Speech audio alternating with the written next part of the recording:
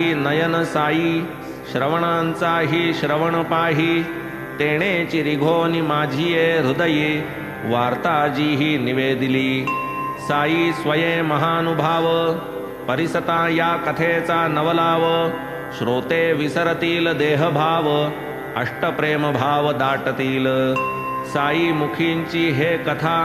लक्ष लावून तिच्या हृद्गता तात्पर्यावरी दृष्टी ठेविता कृतकर्तव्यता श्रोत्यास तरी विनंती परिसिजे श्रोता जरी मी या कथेचा वक्ता मीही तुम्हा सारिखा चरिता न घेता मथितार्था येथील आठविता तयांचे भक्त प्रेम मन विसरे मनोधर्म होय संसार त्रस्ता उपरम